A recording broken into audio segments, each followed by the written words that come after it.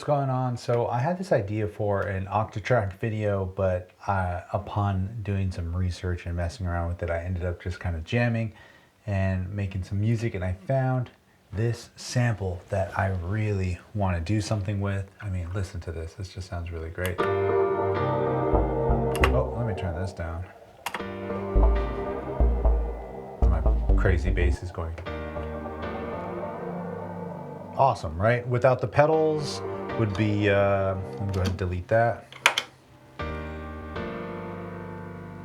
Right here, I'm using the blooper, and I'm using the blooper in that weird like lo-fi delay mode. And what this means is it's going to be a continuous recording, and I just set how long the record buffer is by hitting record and stop. So I'm going to just go,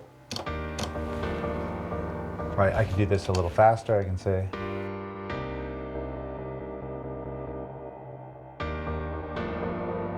so if I put it back in record mode, I've done a video on the blooper before, you can check it out here. This is one of my favorite ways to use it. I brought it back out. Basically, it's continuously recording over itself, and if I turn the repeats up, especially with stability, it just starts to kind of fall apart.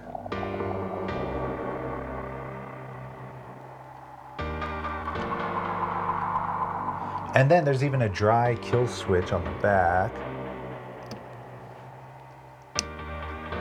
So now we're just listening to the wet signal.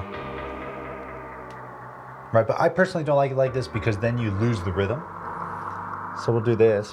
And let's put this into context. So in live, I have some drums loaded up, and on push. Well, let me launch this clip, my bad. And let me turn the bass down for a little bit. Right, pretty tight. I have another modifier on here which kind of does the weird glitchiness.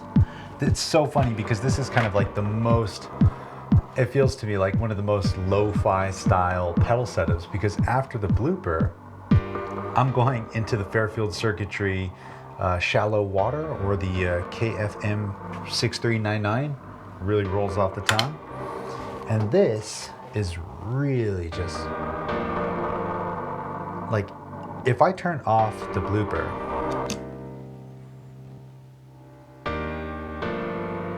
this is just the Fairfield, right? Here it's like wow, wow.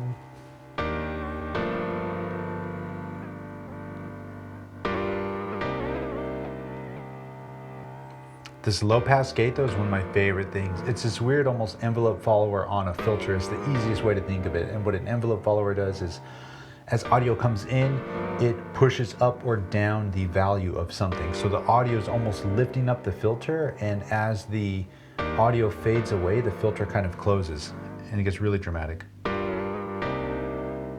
Here it almost acts like as a gate, like a low pass gate, LPG. But in combination with this, if I just say,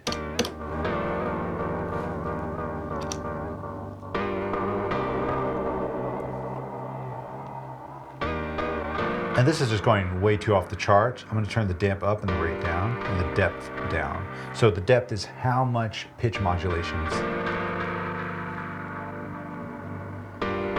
And your ears are not deceiving you. This isn't some weird YouTube compression or anything like that. This is how falling apart and gritty this can get, especially with this mod A.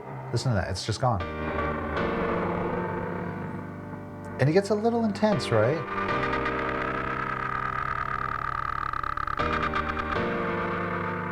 And then you can do a half and half mix, so it starts to kind of chorus, because when the pitches fall off of one another, they fall off just enough, and it kind of adds this random chorus sounding style effect.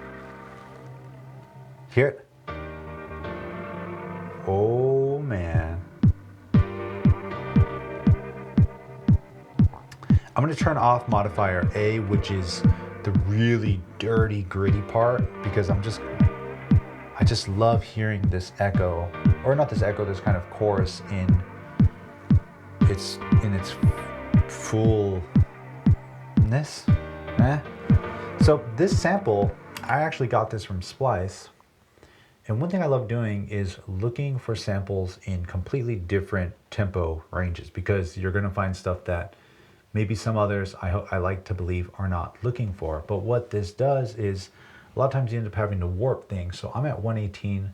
This sample's at 140. Let me put this in geezer mode so we can really see what's going on here. So if I go to, let's say, 160, you can see a lot of this. If I zoom into this, kind of, it's on, right? But it's being stretched in weird ways. So what I like to do to avoid the warpy weirdness of Ableton Live, and this kind of comes from my MPC brain, my old school MPC brain, is I will, let's say it's warped, which is a benefit that Ableton Live brings. What I can do is I can slice here and I can increase the grid size, right? And I'm just gonna slice at all of the transients that pop up. The main points of this sample, where I want the transients to actually hit.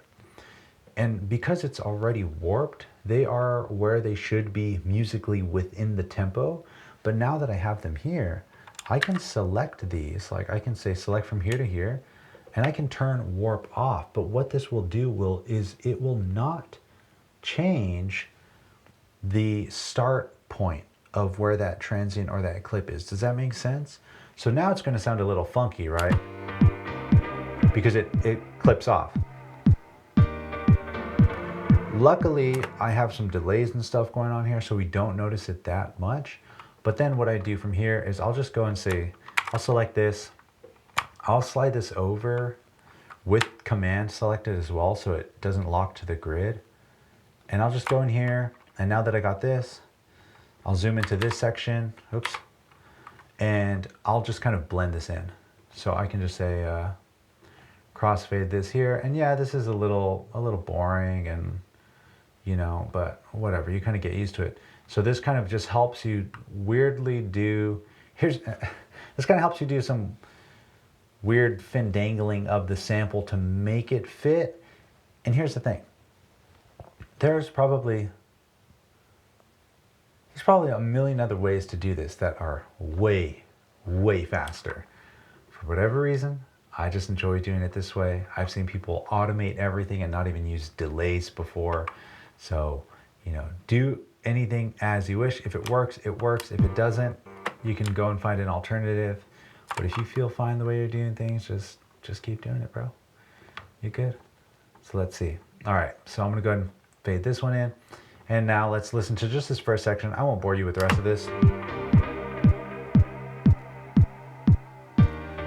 Great. That sounds great. There's probably going to be some reverb on here eventually, and you won't even notice that either. And I used to do this all the time on the MPC 4000, and it's basically when the sample starts, you can say at the end here, loop this section and crossfade it. That's all that this is, except it's a bit more custom per transient. It's like a super manual transient designer. So I'll be right back after I finish all these. Okay, so I got it done. We're here now. I'm just going to go ahead and consolidate this into a new sample so that it's just on by itself. Right, we got this stuff here. Now let's go on to some rhythm stuff, which is going to be here on push. Check this out. I've kind of been wanting to explore more and more in the realm of house rhythms, and I've been a big fan of kind of low-key, kind of Detroit house style drum mixing, kind of like Theo Parrish style drums, where it's not too in your face, but rhythm is essential to the music, but it's not just the it can be, and sometimes it is, but it isn't always the thing in your face. What I mean by this is, let's say I go ahead and I duplicate this drum pattern here, right? We'll go listen to our notes. So what I would usually do is, say this is our open hat, which already is way more toned down than the typical 909 style hat, right? I love having two open hats because the 909 style open hat will bring a lot of high energy to the track when you need it, but this will hold down the rhythm. So what you would expect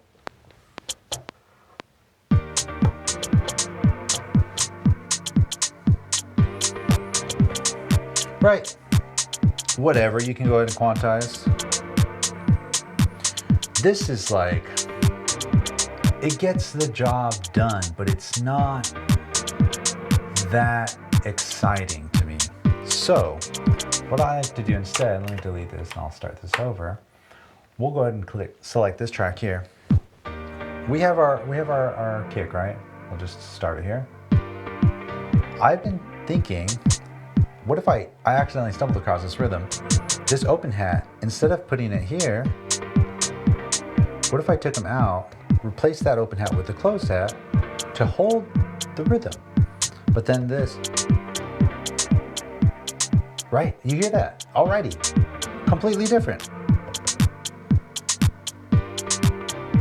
And what's funny here is you can do some sort of counterintuitive, like go against your own brain type of thing.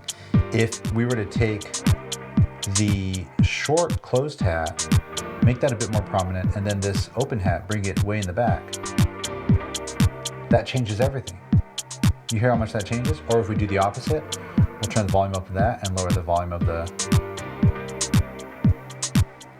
It's back there, you hear it, your body recognizes it, but it's not necessarily something you can kind of grab onto to really keep moving forward. So I really like having the typical like up hat, open hat, I don't know what that type of measure is called or whatever, and then this accented hat kind of chilling in the background. And here's what I mean by that 909 thing.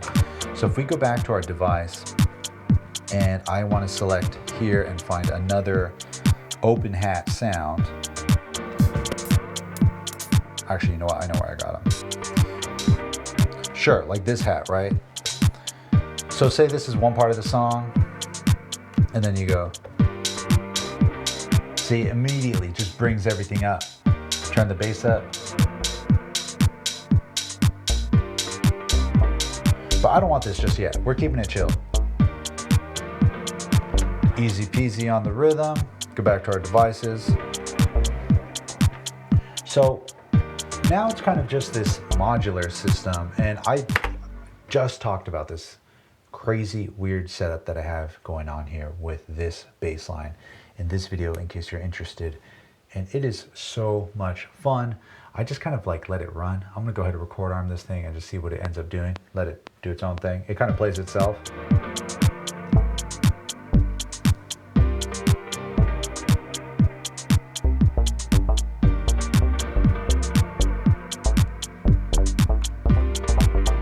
So let's say that already I caught something in there, I kind of heard it. I'm gonna go back to this and let me lower our mixer section, go back to auto. I love that bump, bump, bump, bump, bump. So it's almost like it lives right here.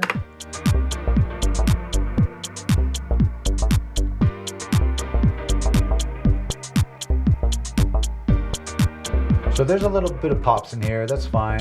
I don't have this perfectly synced up right now, tempo-wise, but thankfully in live you have a lot of audio quantize functions. So like if I really wanted, I can say, all right, I really want this one to land on here.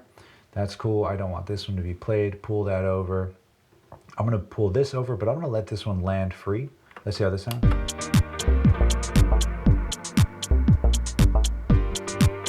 Maybe let's try this. Maybe here. What's this here? How about here? Ah! Yeah! Right in the pocket.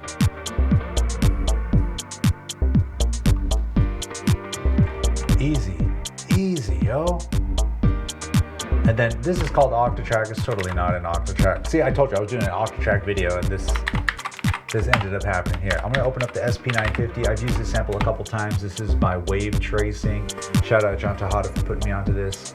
This does that beautiful aliasing sound. What's cool here, I'm gonna go into stereo, link our input and output so I can really drive it, but then it lowers the output so it lets it clip on the internal circuits, and then you have the filter.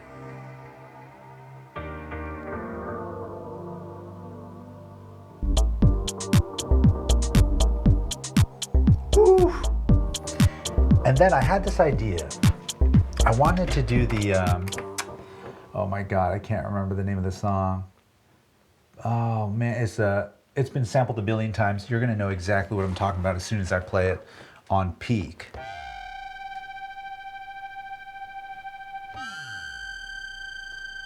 It's the, oh, Summertime. There we go. I wanted to do that style. Sorry for that dog whistle right there. I wanted to do that style synth line for this track because I think it kind of has that chill vibe. The clouds are clearing up. You're cruising down, top down, and it just has this like positive outlook. I know it's in G minor, but it has this positive outlook to me.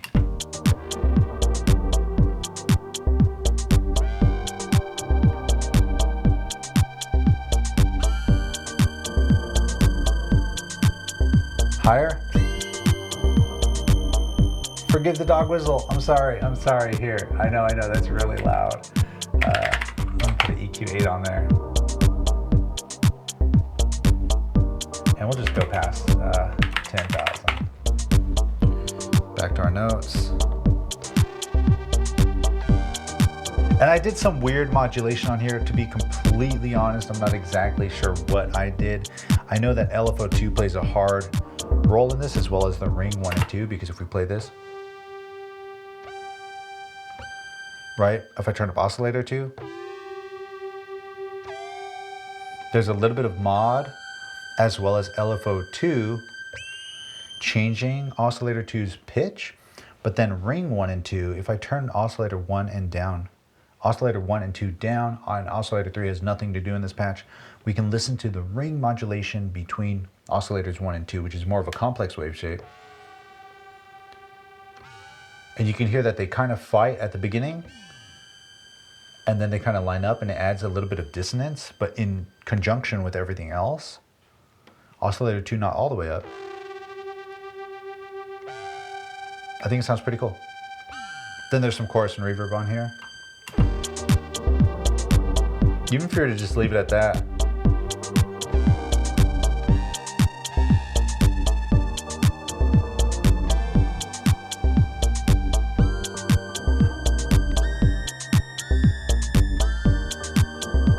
Even that's cool.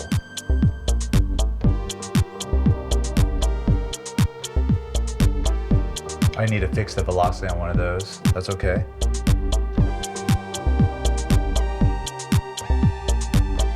But to me, this is a little too cheesy, a little too much. Here's an annoying issue I've been having with any MIDI controller, not just push, but I've been getting MIDI notes hanging or MIDI notes being missed. It's been an exhausting issue. This didn't happen to me in Live 10. This didn't happen to me on my old laptop. I don't know what it is. I don't know if it's a Intel Mac RAM issue, or if it's a Live 11 issue, if it's a USB hub issue. Oh well, life goes on, right?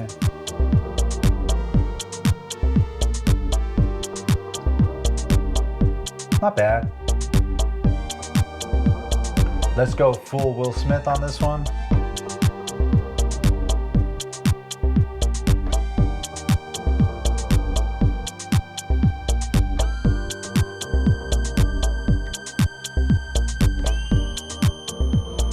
Oh, that's up there. And why is that? First one not playing? What? Where art thou?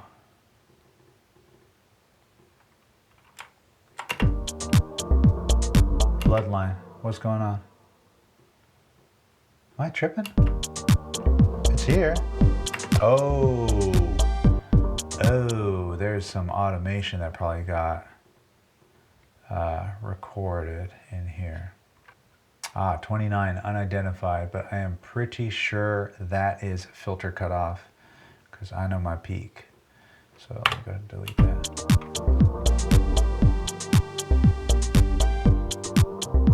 Bruh.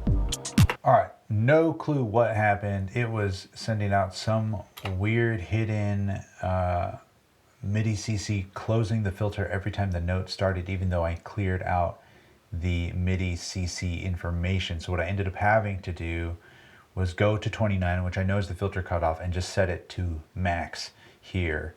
And that solved the issue. More gear, more problems. But yeah, I mean, this is feeling good. I kind of like where I'm at right here. Of course, we can then say like, do some simple things, get this going here, which is our drum rack, and do that same thing I was telling you a second ago, which if we were to arm this, and then launch this clip, of course. Turn down a peak. Oh yeah, the peak patch sounds different because I had to redo it as well. Just troubleshooting.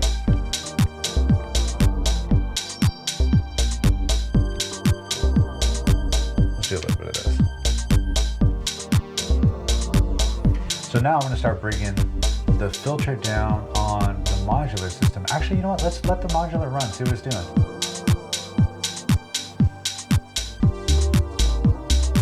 All right, that's feeling pretty good.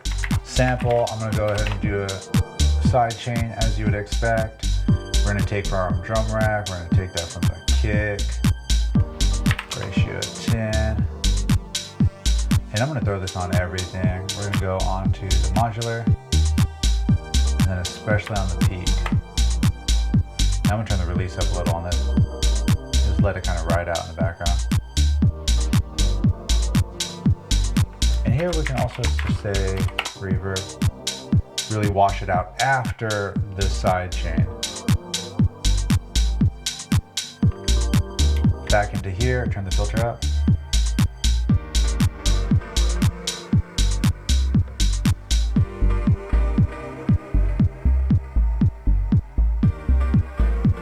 And then for this sample section, I could just let this run forever. I'm gonna do what I usually do in this video, which is I end up just saying, take audio from sample. I'm gonna set it to off. And this is just gonna be taking basically the sample section with all of the effects on it and just recording it as a really, really long clip. Let me see this one right here. All right, so let's go ahead and just try and play this one out. Actually, you know what? I'm gonna do this right now, but yeah, that's pretty much it. After this, I'm gonna call it a night and probably try and work and finish up this track a little later, maybe add some vocals at some other time. But I appreciate you kicking it. If you wanna support the channel, by all means, I sell some merch here. Got some new merch coming soon, but you kicking it is more than enough. And yeah, until next week, my friend, I hope to see you then. Share the love, share the knowledge. Knowledge is power. Peace. Let's see what we got going on. I'm gonna go crazy on this blooper real quick.